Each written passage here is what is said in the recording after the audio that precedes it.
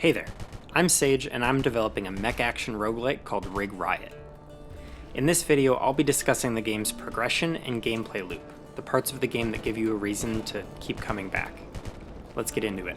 In Rig Riot, you'll spend most of your time piloting your mech through various increasingly difficult stages. Each run will begin in the armory, where you will receive your first weapons of the run. From there, you will enter the megastructure and be brought to one of several possible stages, where you will fight enemies to earn a currency called encryption tokens. You can spend these tokens at various shops located randomly throughout the level. These shops may contain new weapons, a one-time repair for your rig, additional ammunition, and even volatile mods.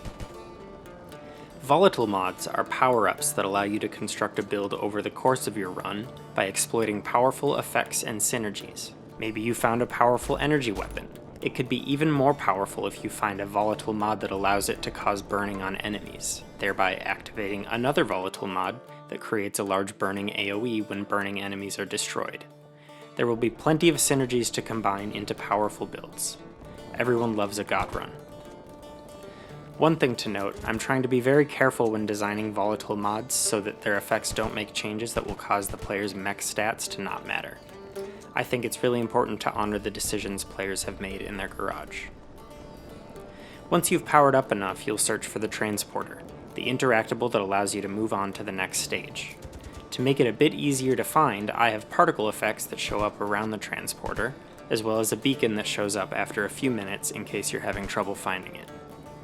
Once you find the transporter and activate it, a boss will be spawned. Upon defeating the boss, the player earns some permanent parts for their rig. If the boss was an enemy rig, the parts will be heads, torsos, arms, legs, or backpacks. If the boss was not an enemy rig, the parts will be boosters, target acquisition systems, or generators. If you watched the previous devlog, you'll know all about the shell system. Basically, the stats and visuals of each part your rig can equip are determined by which 3 shells they have. Shells come in sets, and each boss in Rig Riot has a set which their part drops are guaranteed to have at least 1 shell from. This means that there's a path to finding a certain part that doesn't rely entirely on randomness. Now that you've defeated the boss, you can activate the transporter again to progress to the next stage. At this time, the plan is that each run takes you through a series of 4 stages, during which the enemies and weapons you find will become increasingly more powerful. After fighting through all 4 of these stages, you can either decide to proceed to the final boss's stage, or loop back around to the first stage. On subsequent loops, you will encounter tougher enemies, though you will also receive more parts from each boss you defeat. While progressing through each stage, you may also find that enemies occasionally drop a strange item that isn't ammo.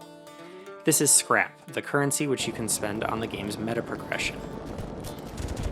Rig Riot's meta progression revolves around the concept of settlement fortification.